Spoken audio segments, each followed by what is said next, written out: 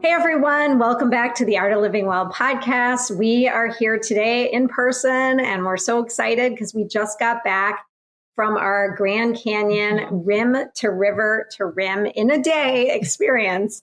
And it was amazing, right? I mean, it was so amazing. I can't even believe it's over. No, I know. And, we've had so many people asking us about it. And so we thought, well, let's just share our experience, our learning, kind of similar to what we did with 29029 with you guys all today. And it's brought up a lot for us. And one of the things that, in talking to a lot of our community, we've recognized is people's desire to get outside and do more hiking, regardless of where you live. So for those of you who live in the Twin Cities area, or anyone that would like to come here, we're going to do some hiking throughout the summer. At least once a month. Yes, right? At least once a month. And have like a community event. Whoever shows up, all levels, all ages, welcome. We may bring our dogs or our family with us. And so the first one that we're going to do actually is over Memorial Day weekend. And it's Sunday, May 25th at 8 a.m. And we're going to meet at Highlands ski area, which is where Marnie and I did a lot of our training last year. And it doesn't have to be just hill work. Like there's a route that we kind of take, and it's a great workout. It's a great way to build community. And there's so many people out there. It's like fun to see everybody out there training and doing different things. And so we're excited to build community with you. I know I was intimidated the first time I went out there with my cousin Matt, and he kind of showed me the ropes and showed me what rucking was and all this stuff that I had never even heard of. So we're excited to share that with our audience, and we hope that you'll join us. Yes. Diving in. I know. Where should we start? I mean, I feel like we should set the scene. Yes. First of all, Stephanie and I, as you may or may not know, trained for this event that we put on ourselves for probably 3 months, maybe even more, because 29029 was really kind of our launching point for this, right? Like it was our gateway drug is what I like to call it, like into this world of endurance events and hiking. And I've always liked to hike. I think you've always liked to hike, but it's like really put us in this next realm of hiking that I didn't even know existed. Yeah, I know. But we got up at 3:30 in the morning, 3 in the morning. You set your alarm for 3. She was 3:30. 20-ish, yeah. And we were at the top of the canyon at like 4:25, taking some photos with our friend Nancy. And then off we went in the dark with our waist lamps. There was nobody there. It was amazing. I mean, it was quiet. You couldn't even see around you. Like we had no idea the beauty that was surrounding us. It was unbelievable. I loved hiking at night. I thought that was one of my favorite parts. Maybe it was just because it was the entry. Yeah. So the day before we had been there and we saw the Grand Canyon and we walked around the rim, and to then just in the dark, not know exactly what to expect. And you're walking downhill and you're looking around were crunching and our poles were crunching. And And it's 45 degrees in the morning. So it's cold. So you have to dress appropriately, but you're chilly because it's going to get to be mid to upper 80s and you don't want to overheat at that point. So it was just that like peacefulness, the calm. Maybe you heard some birds chirping. And then I have to say, I don't know if it was like an hour or so in, I just commented how we haven't seen anyone. And our coach, Renee, actually, give a shout out to Coach Renee. She said, turn around and take photos of all the headlamps coming down. Well, there was no one hiking. We were literally the only people there, which was amazing. So we're in this expansive, like beautiful, canyon. That we really can't see. That we can't see by ourselves at 4:30 in the morning, right? So just picture that. So all of a sudden I'm commenting how we haven't seen anyone. And I hear Marnie like 30 seconds later scream. And I'm thinking it's an animal that's coming down. Oh no, we had our first, visitor. It was a runner. There were two runners actually. And he was as scared as I was. Yeah. I screamed, I scared him. He's like, I'm so sorry. And the two of them just went running off into the dark and we never saw them again. Which was crazy because we were like going down with our, waist lamps, whatever, but I could not imagine running. Mm-hmm. Like you had to watch your footing carefully. There's a lot of loose rocks. And steps and divots and like you had to watch your footing so carefully. And we know someone that like twisted their ankle last year. So like you can get injured if you're not paying attention. She could not do the canyon because of her thing. So, and that was in the back of my mind and I did not want to say it out loud because I didn't want to jinx anything. But I was like, watch your feet, stay on track, like keep going. Yep. And then when we got to the point where the sun was coming up above the horizon and the whole canyon was lit up in so many colors, it was definitely like one of my highlights. It was so unbelievable. I was really worried about the down. Everybody said the down was going to be so hard. I didn't think it was that bad. I really liked the down. Like, I feel like all the way to Phantom Ranch, which was 7.5 miles, I think I really enjoyed that portion of the hike quite a bit. Yeah. I think I did also, but I would say the last few miles, my knees were both bothering me, and I've never had knee problems before, although I did run into a bit of it last year when we were training. So I was just like, okay, I can't wait to be done because of my knees. But otherwise it was amazing and beautiful. And then you get down to the base of the canyon, you're like, wow, we're already at the bottom. And so many people have asked me, and I'm sure they're asking you, like, why are you doing this? What is making you want to do this? And I think, our friend Jessie Itzler, who Stephanie had a dream about that I was on the phone with, but this was while we were at the canyon. This is not reality, although I wish it was. Right. So Jessie, if you're out there listening, give Marnie a call. We talk about you a lot. Anyway, so I'm turning red. Jessie Itzler always talks about misogi, right? And doing something that scares you and some like big thing in your life. And for me, this was my misogi for the year. I think it was yours, but I don't want to speak for you. And it really was out of our box. And I haven't even told Stephanie this, but I'm reading this book now that everybody recommended in the Grand Canyon Facebook book groups to read before you go. But it's called Over the Edge, Death in the Grand Canyon. And that scared me. Yeah. And so I was like, I am not reading this book before my hike, but I'll read it after the hike. So I'm reading this book, and we'll talk about it on a different episode. Yeah. But I just want to say that there are so many dangers in the Grand Canyon, many of which I was not even aware of until reading this book. And I feel like just so proud of us. Like, we were very self-sufficient, and going back to why I wanted to do this, I wanted to feel like I could do something like this all on my own, carrying my water, carrying my food, first aid. I had my 2 hiking buddies, but there was no curation at this event we did. We did this all by ourselves. And so I feel proud. Yes, I 100% agree. And I just have to say, like, again, going back to like the intention and this gateway drug that 29 has given us, I think, like, for me, I've always wanted to do more of these endurance events. And it's funny, like, at the age of 50, I'm now like opening up my world to all these possibilities and all these experiences that I never knew existed. So 2 years ago, if you would have asked me what Rim2Rim was, or Rim2River2rim, which is what we did, or doing these extravagant like endurance events in the Grand Canyon and hiking, I would have been like, what are you talking about? I did not know. Me either. So if you're out there and this is the first time you're hearing about it, you're not alone, because most people haven't. And one of the things that Marnie told me about is that only 1% of visitors to the Grand Canyon actually go down to the base and hike. So we're part of this descend 1%. The rim at all. Like, yeah. So, and they have 5 million visitors a year, just to like give you a sense for how few people go down. Yeah. And I think hiking is just very accessible. I like that it's basically walking, just with some incline and variation in your elevation. And anyone can do it. I mean, you need maybe some poles and some shoes, and the travel could be, expensive, but I guarantee most people out there within an hour or 2 drive of where they live could find some sort of hike. We live in Minnesota. We could find places to hike. Absolutely. And it's something you can do for probably the rest of your life. And it just checks all the boxes from longevity, and you're in nature, and we didn't have our phones with us. Like, that was honestly being disconnected for 12 hours. And it was even, I feel like I was disconnected for a lot of the trip in general. And it felt really good. Like, I wasn't looking at my email, and I felt disconnected from my family, like, aside from some little check-ins here and there. Yeah. And not saying I want to be disconnected from my family, but there's something about going off the grid and getting into nature. And like, when I was on the hike, I really did not think about stuff going on at home. And that felt so good. And I think I really needed that time and space to just decompress from life. And I think everybody needs to find their thing where they can do that.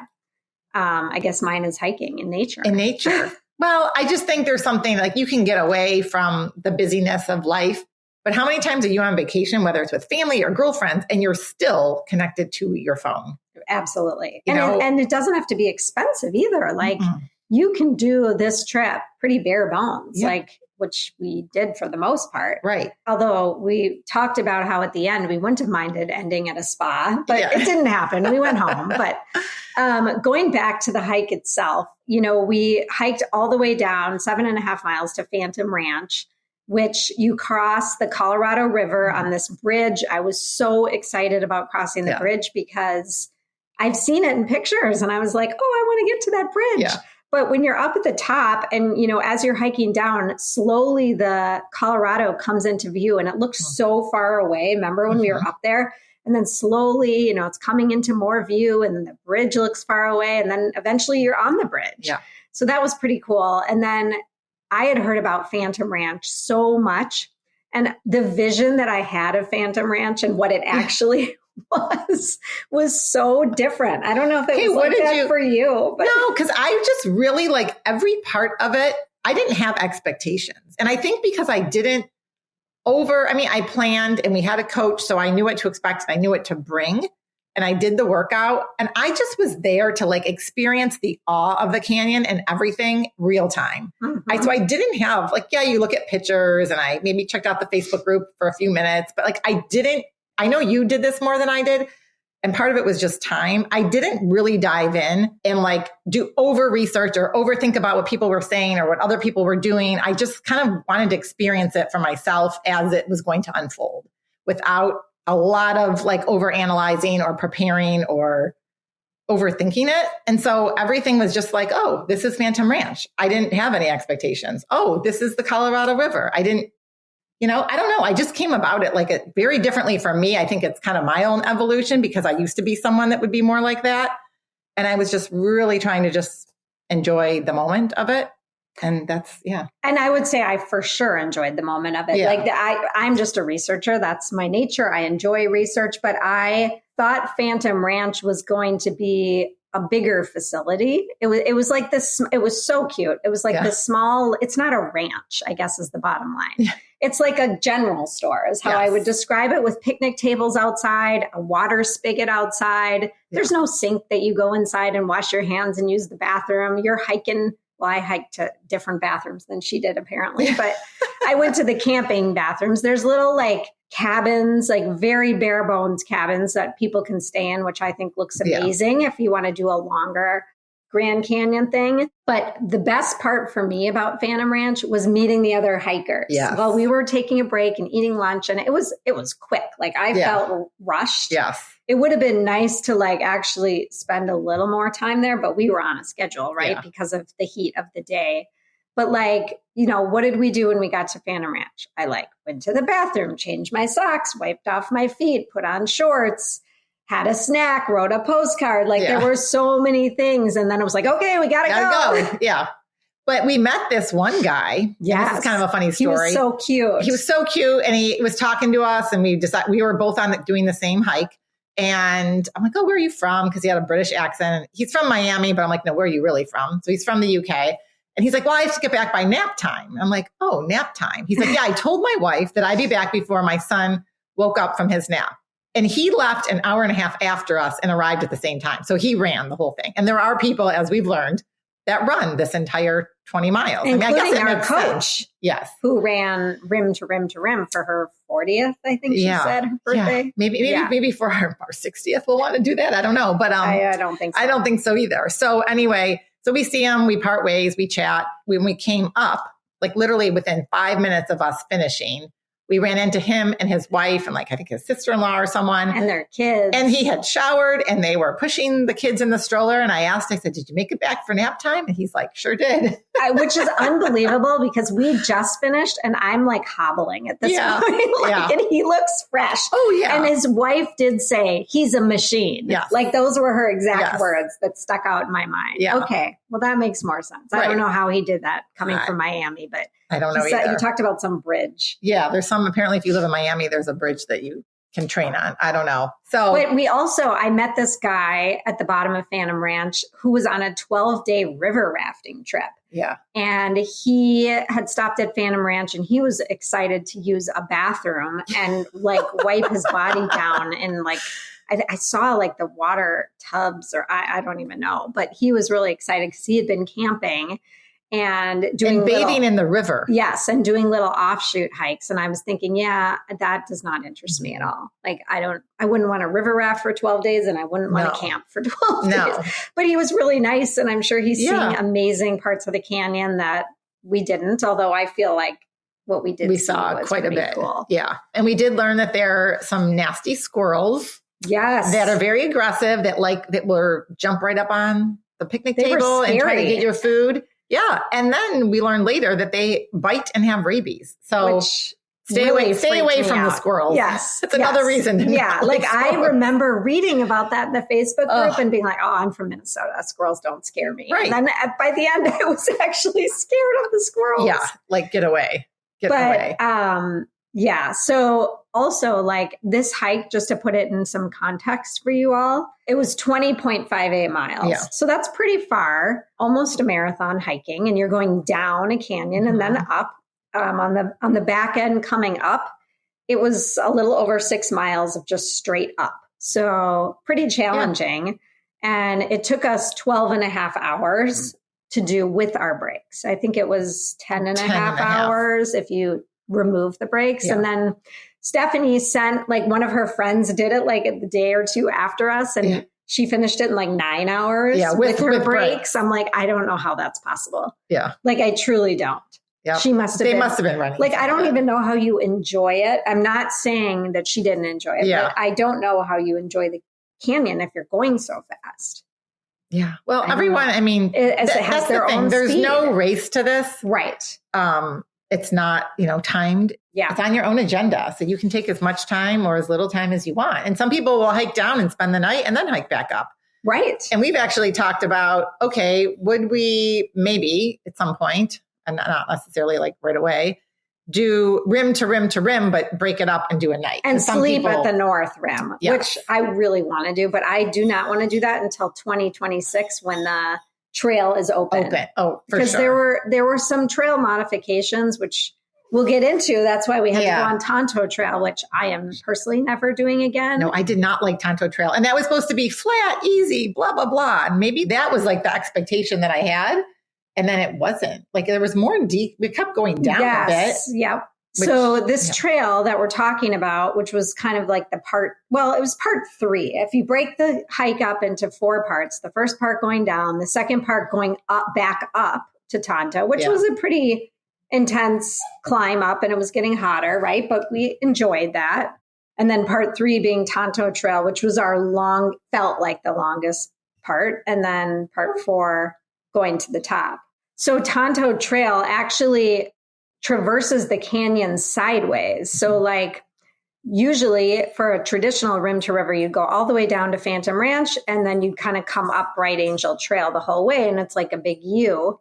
But part of Bright Angel is closed right now.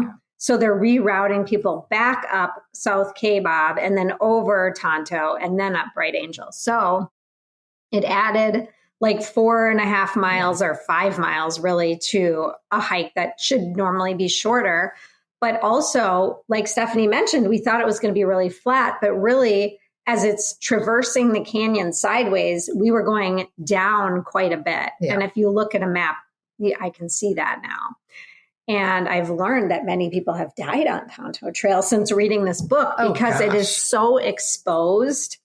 And we were very lucky with our weather. Like I think this whole experience would have been very different had it been 95 or hotter. And there was some cloud coverage. I mean, we could not have had and there was better a breeze. Weather. Yes. Like if anyone out there wants to go, we highly recommend going at the end of April. Yes. Or maybe the first week of May because everything was in bloom. It was much greener than I thought. I was expecting to be like dry, desert-like conditions. Yeah. And you look down even the day before and there was lots of green. I mean, I saw green trees and just grass growing that looked like Minnesota spring. I mean, it was like bright green, and then there were flowers coming out of the cactuses. Blooming cacti and like purple flower. I mean, we saw lots of colors, like yellow and orange and pink and purple. So that was like just amazing. So what was your biggest challenge? I don't even know if I've heard that from you. Honestly, there wasn't a huge challenge. I mean, my knees were bothering me on the descent. And so it's just not enjoyable when you're in some pain. I mean, was it a 10 out of 10? No. But I'm usually not used to being in any pain. And so it was like, maybe like a 4 or 5 out of 10. It's just nagging and annoying. And then just that last mile of Tonto Trail, because we thought we were clocking it and we thought it was like 5 miles and ended up being 6, or it was a mile longer because of a detour. 5 instead of 4. Yeah. And it was just like, I needed to get my electrolytes. I didn't have any of them. I just needed a break. And I didn't love that path because it's very narrow. So we're single file. And I like when you're hiking that you can be like maybe one, some parts of the hike you can be next to each other. Right. And that was just long. It wasn't like I ever thought we weren't going to make it or we weren't going to complete it or anything like that. And mentally, I just felt really strong the whole time. Like from a mindset standpoint. So I would agree. I thought Tonto, I had a bad stomach ache on Tonto Trail. Yeah. And so that was really hard for me. It was like, I was feeling nauseous. I wasn't feeling 100%.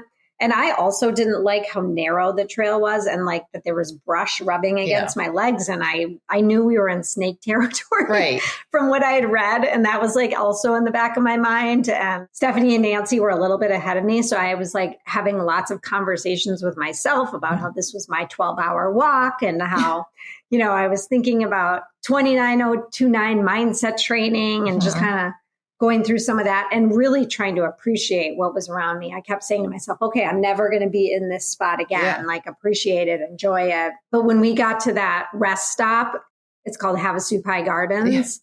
I was so happy and I, used the bathroom and I had a snack and I was maybe feeling a little bit better. And I sit down on the bench in the shade and the squirrels start harassing me, literally under my feet, next to me. And there was these 2 guys sitting next to us and they're telling me that the people before me had been feeding the squirrels, even though there are signs everywhere saying not to feed the squirrels. So I literally had to get up. I was like trying to tap my pole around them so they'd run away. They were not scared. No.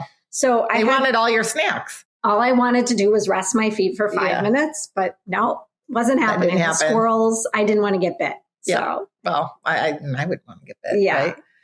But I mean, what about just lessons? What did you learn? So when you were doing this, sort of 12-hour hike, if you will, by yourself, what are just any reflections or lessons learned or emotions that came up that were really strong for you? I mean, like you, I never doubted I could do it. And that feels really good. 29029, I did not go in thinking, oh my gosh, I didn't know. I didn't know if I would finish. I told myself I would finish, but you never know, right? Mm-hmm. In this hike, I knew I was going to get to the top. I remember being at the bottom, though, of Havasupai Gardens, which is not the bottom of the canyon, but it's pretty low. Yeah. And looking up at the top and being like, holy blank. And thinking, there is no way we are hiking up there. This has to be an illusion. Maybe it's going to snake around somewhere. Okay, I thought the same thing several times. Yes. And I was like, there's no way. Yeah. I mean, that was crazy to me that my body could do that. And when you're down there looking up, it's so big and you're like, it can't only be 3 miles to the top. Right. I mean, 3 miles doesn't seem like much. But, it was not steep per se. Yep. But that's because we're used to 29029. I saw lots of people huffing and puffing. Yeah. And I will also say that I was constantly, what was I thinking about when I was alone or whatever? I was thanking my feet, thanking my knees. Yeah. I'm not even kidding you. Thanking my back, thanking my legs. I'm like, I will take care of you as soon as you get me to the top. I promise you, I'll take care of you. Yep. What about you? I think just resilience. I think having the mindset that you can really do anything with training and preparation, which is not a way I grew up and not how I used to believe. I think just surrendering a bit, surrendering to whatever the day is going to unfold. You can plan and prepare that's great. But like, don't overthink and analyze, and just being more like calm and at peace. Like I really felt calm the entire day. Like I wasn't worried and panicked when we woke up at 3:30 in the morning and had to be at the, no, we were all so your gear. Calm that morning. We were so calm. And the entire day I was calm. And I just attribute that for me to being in nature, being a bit disconnected and moving my body. So my question to you would be though, so it sounds like it was a picturesque hike for you. If anything had been off for you, let's say you were throwing up. Yeah. Do you think you would have kept your calm? I mean, that's a great question. Like, you got so lucky, right? Like that everything went so smoothly. We all three did actually, for the most part. I would say it went very smoothly.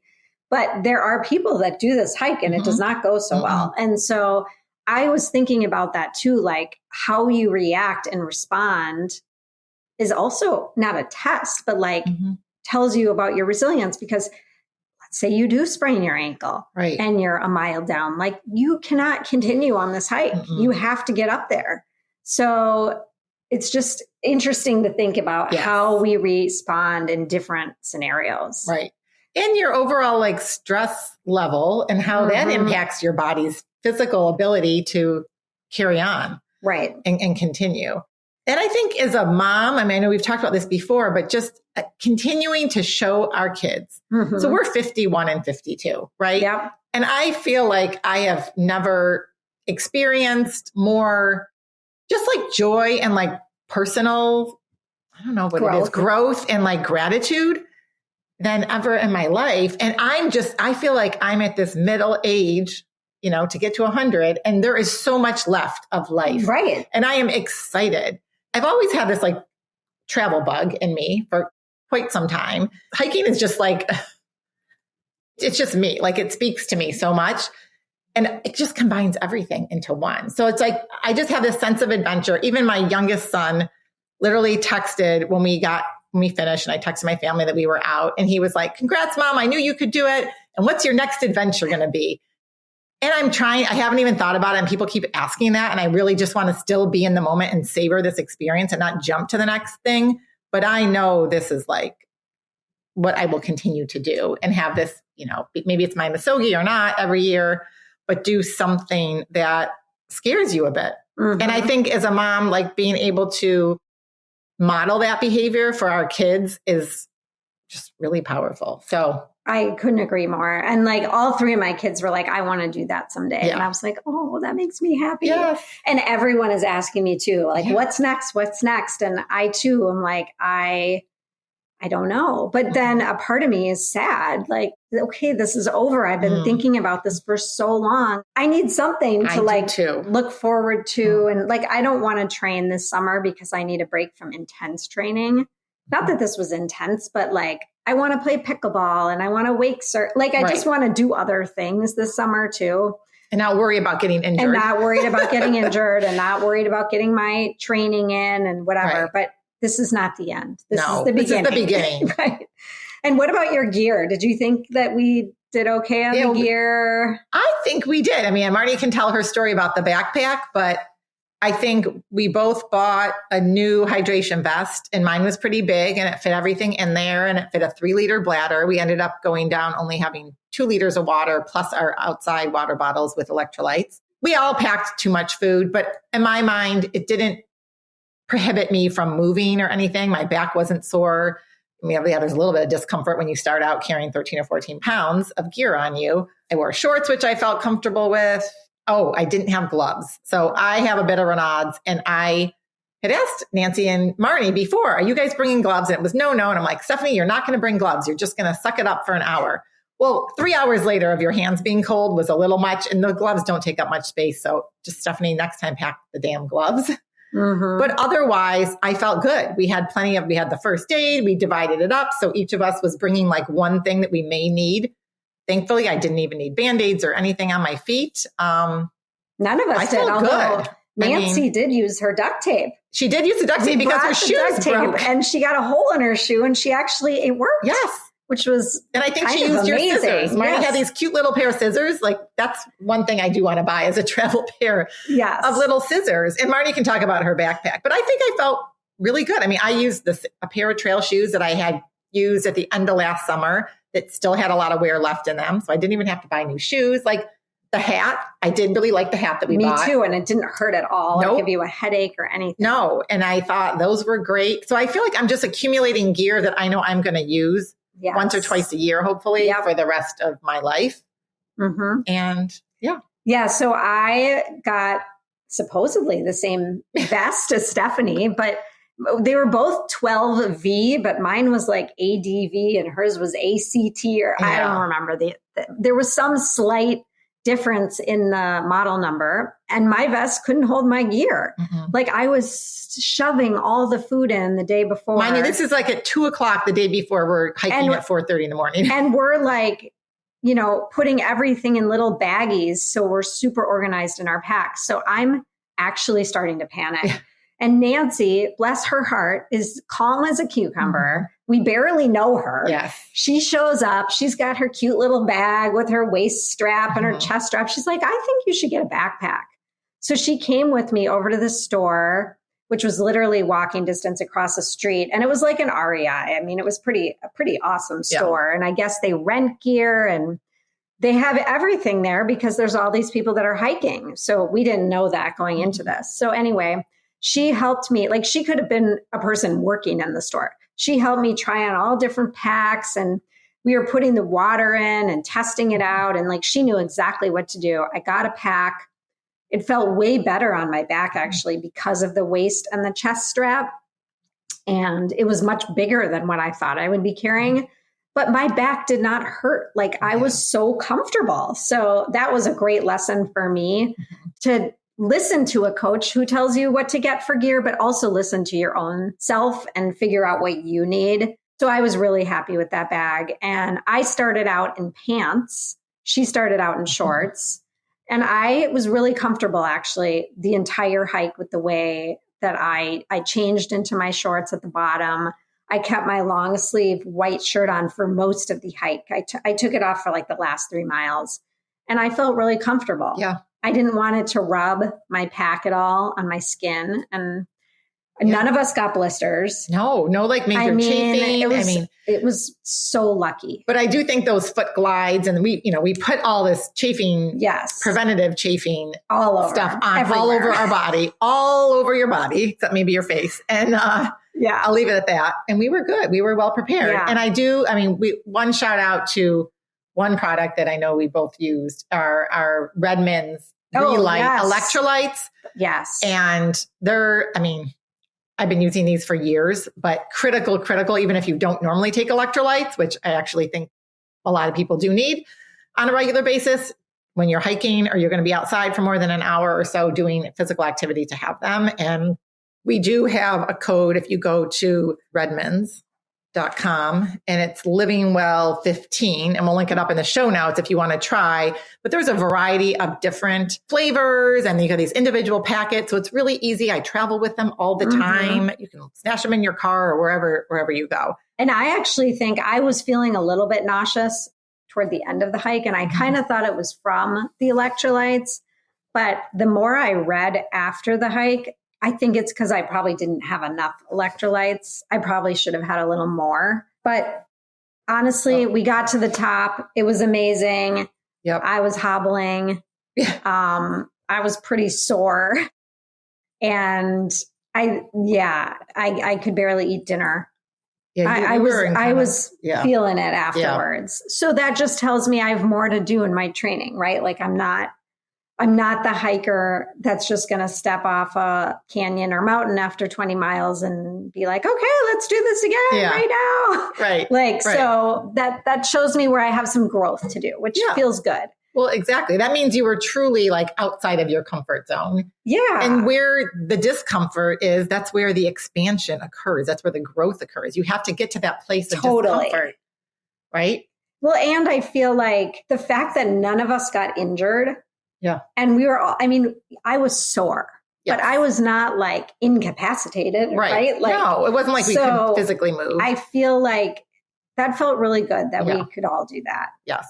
And, now that it's over, I am definitely mourning it. I feel sad. I feel proud, but I also feel sad. I feel sad. I actually felt sad coming out of the canyon. I didn't, I was wanted to stop. I didn't want to step one foot out because then I knew we were finished. Yeah. And it was a pretty time of day. And we were well before sunset. It would have been nice to even see sunset. But then at that point, you're like, okay, I just want to shower. Yes. We were filthy. So I don't know. I do think at some point having something else on the calendar, maybe it's 3 months from now to decide, but is it going to be important? Because I think it's just now part of who I am and part of what brings me joy and helps me actually be a better person and mother and wife, when you have those things that really fill you up.